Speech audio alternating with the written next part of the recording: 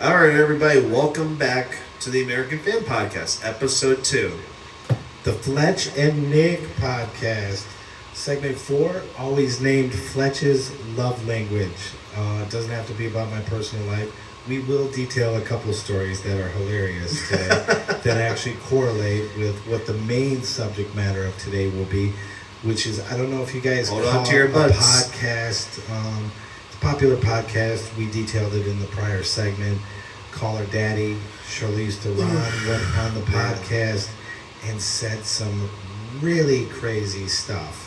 Like I think crazy is about being relationships, about women needing men, so on and so forth.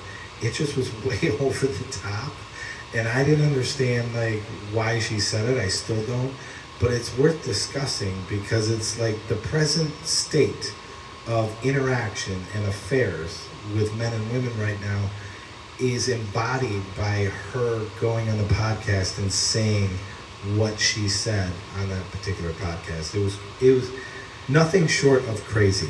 It's just nuts. I don't know what it was that propelled her or caused her to have this almost out of body experience on the podcast and talk about how liberating it is to be a single mom. And she dropped, I counted, I watched it twice, 2 segments twice. I counted in those segments alone, she said the F word 11 different times. So it's almost every sentence, Charlize Theron, it's just bizarre. Why are you talking like that? I got no problems with the F word, but when you had to say it once in every sentence, I think it gets to be a bit much. That's why, again, I got no problem with that. Unfortunately, if you guys know me personally, I'm no stranger to it. Do I swear like a sailor? No, I don't do that, and I've improved from that point. But you don't have to have a discussion don't need to say or to every talk about anything. sentence. You don't need to say the F word every 2 seconds. And actually, that's why. And I'll just sneak this in really quick. That was my problem, and I love this movie so much. But it's number 5 on the movies that use the most F words. That was my problem. Did you ever watch the movie End of Watch? I don't believe I have. It's a police movie with Jake Gyllenhaal, and his partner is the guy who plays Lewis from Ant-Man. The guy who does the narration, the recap of everything. I know who you're talking about. I don't know that actor's name either. He plays his partner in there. And literally, they say the F word so many times. There were points, and I never do this, guys. I'm always making it clear of, watch the full movie again. Otherwise, if you only watch half of it, you can't say the movie is bad. You can say what you watched that you didn't like, but don't say the whole movie is bad if you only watched half of it. I do make that statement clear. But there were points during that movie where, I'm not kidding you, in 10 seconds, I heard the F-bomb drop 27 times. That's a lot. And I'm probably not even exaggerating, and that could be a combination of the cops doing it, the gangsters that they were going after doing it. It's dude, it got to the point where I literally fast-forwarded it at points. So, and the reason why I'm bringing this up is because, why is Charlize Theron saying it once or twice every single sentence that she makes? I don't know. It was really strange. She's, I believe she's 50, maybe 49 at bare minimum. I think she's approaching 50, or maybe she's 50. Yeah, she's 49. Either way, apples to oranges. I mean, she was just dropping F-bomb left and right. I'm no stranger to the F-bomb. I mean, my brother's probably going to watch this. We grew up in a household. My dad used the... There was 3 languages in the house of Fletcher when I was young. There was English. My mom knew a little French because she was part French. And there was Teamster talk. And Teamster talk revolved around the F word all the time. My dad loved Teamster talk with his cigarette. He was dropping F-bombs left and right. So I'm no stranger to the F-bomb. Oh, man, I miss my dad. Just by mentioning my dad. Yeah. I mean, you never got a chance to meet my dad. Yeah. He had the funniest motions, my father, in terms of how we were talking. He did arm slaps. I still want to know, Dad. I know you're somewhere around. What did this? He would be right here, F this, and I was like, what does that mean? Where is the fist going? I don't understand. Is it going into somebody? We're not here. This episode is not dedicated to criticizing Charlize Theron about No. Obviously, right? We just talk about everything. And he used to do this. What does that mean? Pops. Like, he doesn't sound anything like you. I'm not even going. No, my dad was the best, man. He was literally Archie Bunker come to life. In real life. He smoked 2 packs of cigarettes a day. He looked like a human chimney. His face was on fire all the time, but he was always mad about something, dropping F-bombs. Like, hey, bite on this. I'm like, what? Who's biting on what? What are you grabbing your crotch for? This is unnecessary. I did not see that coming. I see where you get some of your humor from. Let's go back to Charlize Theron, shall we? But this is one of the quotes. Do you know how effing great it is not to have a guy and be responsible to a guy on a daily basis? Why would you say that? Like, if she had a bad experience in a relationship, okay, we all have. Can I ask you something? But, I mean, you're on a popular podcast. You're a very well-known actress. I mean, she's a top 5 actress, not only in terms of pay, in terms of recognition. Why are you pervading, like, a statement and an energy like that that's so negative towards men? Can I ask you and everybody a question? Sure, go ahead. I just want to ask. I want you guys, I want you to comment down below if you have an answer for this. Hopefully, engagement's always great. We appreciate your guys' feedback. So she said, if I'm getting the quote right, do you know how effing good it feels to be a single mom, not be responsible for a man? Am I getting that quote right? Yeah, that's. I want to ask you all something. Yeah. How would it sound if I went on? It doesn't matter. It could be on that podcast or anywhere else.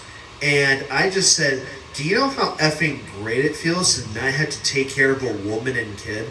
Imagine how that would sound coming from me. And I want to ask you guys, how would that sound to the public? You would be lambasted for saying something like that. Exactly. You would be labeled misogynistic. You're not empathetic.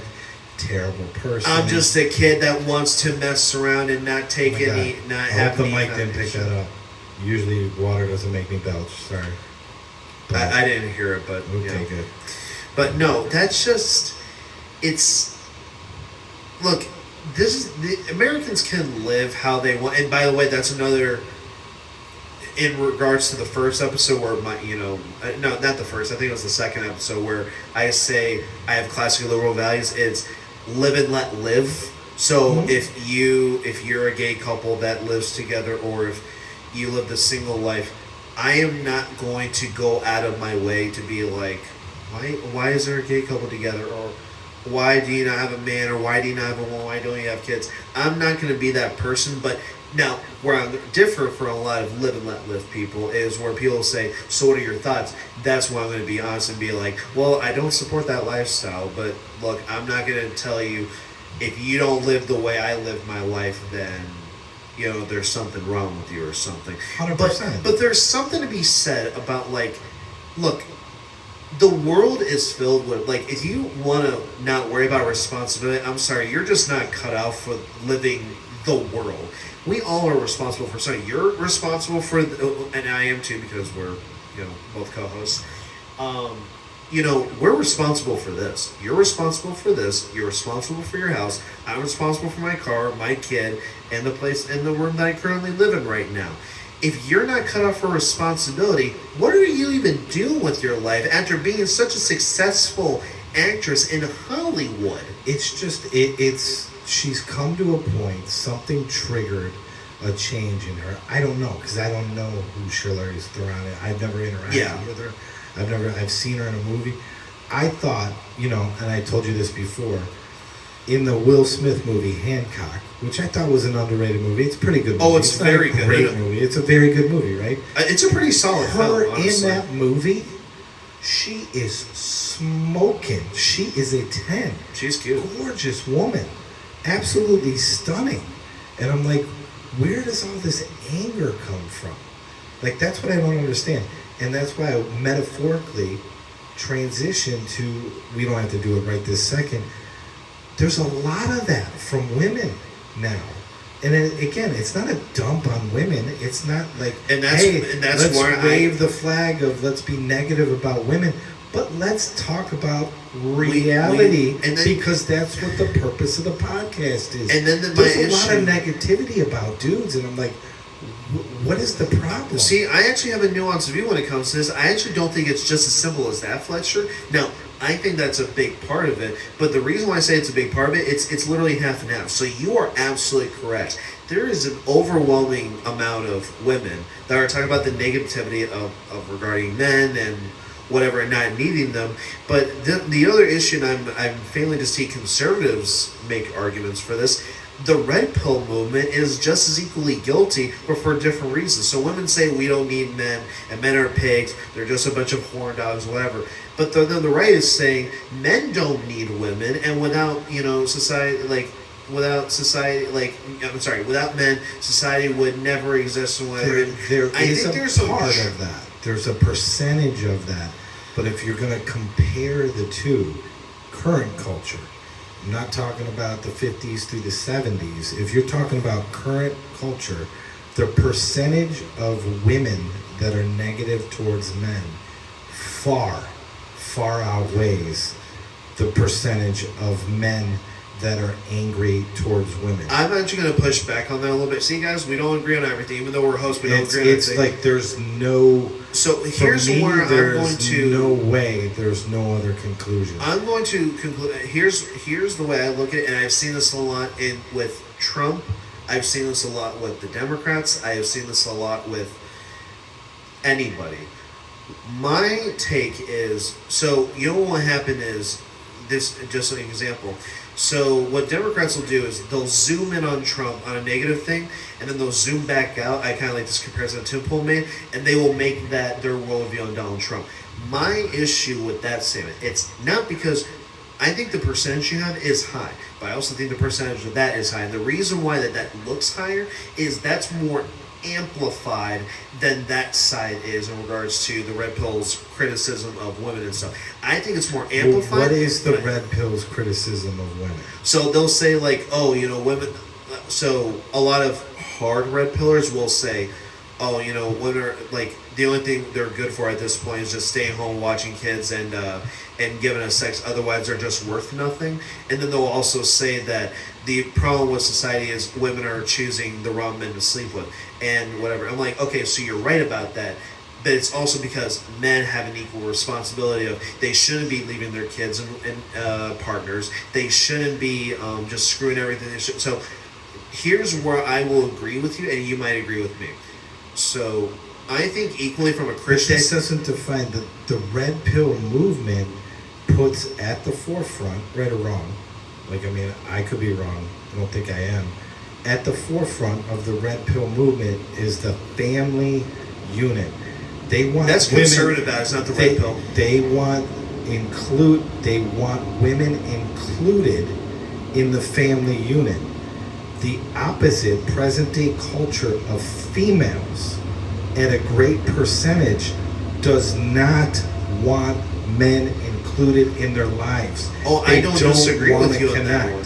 They only want to connect on their terms, their convenience, their rules. I don't disagree. That's completely different than having what you would consider a traditional role of a female coming from a traditional male in that sense. And I think the problem is red pill, so whatever my issue the terminology is. I don't think there's they want a family unit. They want to include women. They just want to include women in a certain way. That's inclusive. That's different than exclusive. Well, you're not. That's what I'm trying to define. Well, it's a totally different take on the way the opposite gender is viewing the other gender. Well, it's a huge difference. So there may be a huge difference, but again, I think they equally contribute to... The problem is divides, it goes both ways. So when someone says men are to blame and the one side says women are to blame, as far as I'm concerned, those two people are the same thing. It's not about blaming. I'm not blaming, you're not blaming. I'm talking about state of affairs reality. Reality is women have changed. It's a different there's no type doubt of human about being that. I agree with you there. And that's why they're getting their information from people like Charlize Theron. This is the way to think about men. You don't need men. Men are disposable. So you're saying that's that women, the word I wanted to bring up. Are you saying like people like Charlize Theron have more of an establishment power over the men that would say like... I'm saying there's people like Charlize Theron all over the place. Whether or not you're a cashier, whether or not you have no job, whether or not you're a $40 million a film actress like Charlize Theron, they have a mindset, a mentality that has changed over the last 10, 15 years where men are disposable. Men are not inclusive. Men are not part of your plan. And that's a real problem moving forward. It's a huge problem. That's why I wanted to talk about it. Yeah. It's a huge problem, and nobody has to agree with me. It's just, this is the reason why when we talk about on a platform like this, if you're in a coffee shop, if you're at work, and you can discuss openly like this, sometimes work environments don't provide that, but you have these discussions, and this is the reason why when you see people, I can't connect, I can't find anybody. Well, there is no open-mindedness. When you have somebody like a celebrity all the way down to somebody that's cashiering at a gas station telling you that men are, I don't need a man, I'm gonna raise my kid by myself. What? What are you talking about? Like, I mean, because you had a bad experience, therefore the entire gender is not worth your time. Yep. I have a problem with that. I have a big problem with that. I think it's not equatable. That's not a correct thing to have a mentality mindset. Unfortunately, I used to have the mentality. And it's sad. It makes me sad. It doesn't make me angry because I'm not a female hater. That's why we're not connecting. That's why we're not getting together. And you know, you're probably going to say this is a small percentage. And it leads to entitlement syndrome. It leads to a superiority complex. And boom, I was just about to say it. Thanks for reading my mind.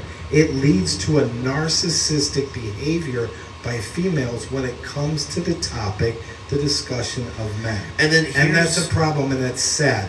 Because we have to turn the tide. That's why we're here. We're not here. I'm not here to dump on women. I'm here to talk about facts so people going out there have a better chance of connecting, so we can change the tide of energy, of like exchange between the genders. It's a real issue. It is a real issue. And then here's another problem I have with the red pill is, well, what happened is, and you know, the red pill is not exclusive to men. Women do this too. You got people like, you know, Megyn Kelly, Melanie Mack. You've probably seen her on. If you ever watched the court, you would see her there. But there's a lot of these red pill women that will support that, but then they themselves won't be of that mindset. So they'll say, yeah, women should be traditional and stay at home and stuff. Meanwhile, they're boss ladies. Like, look at Megyn Kelly. She's a boss lady. She may be conservative. Terrific human being too. Like, good person. I don't agree with everything she puts out there.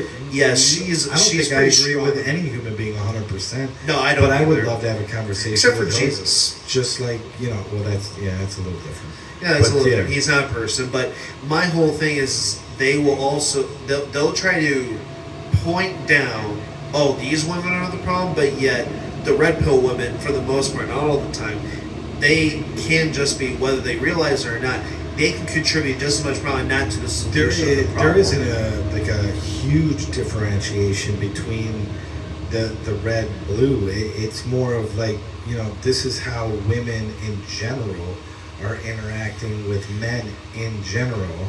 There's always outliers. There's always people that are connecting. But why is the majority percentage having issues connecting? And it's because I believe, it's my opinion, that's what we do here. We give our opinions. It's because of people like Charlize Theron. Definitely. And on down the line, extrapolate that all the way down the line to everyday women who think they're 9s and 10s, who are 2s and 3s. And they're pervading this mindset that, hey, I'm special. Hey, men are dog crap. Like, I almost dropped an S-bomb. But you could have done that. Yeah, it's all right. You don't have to. Like, why do that? Like, why dump on men just because you had a bad experience? I've had how many bad experiences, you've known me for a little while, with women. 6 years now, I think. I 7. I still have hope. I still have respect. My mom was the most important person on planet Earth to me. You know, she's passed, but I mean, I still, every day, I still hold her as like the best human being I ever came into contact with. It's a woman. It's not a man. I hold women in high regard, but you also have to be accountable. You have to be responsible. Today's woman feels like they got a free ticket to just treat guys like crap. And I'm like, where did this come from? And I don't think anybody like should have that Charlize ticket. Theron. I don't think anybody should have that ticket. You I don't know? think the red pill or the blue pill or anyone should have that. Colorless in that sense. Yeah. It's just about I believe in the regular nonsense. Like, take what happened today. Let's go down a little journey. We got a few minutes. Let's go down a little journey in my dating life today. All right, I decided to go on a dating app. There you go. Right off the rip, that's a mistake. Ladies and gentlemen, please don't do dating apps. Please. I say this to my young generation. Stay off the dating apps. So I do a dating app. I'll give them a shout. I'm on Hinge, right? So I'm on the platform. A girl reaches out to me. She's pretty. She's got a pretty face. You know, like, but she's only got facial pics, which we can go down a rabbit hole on it.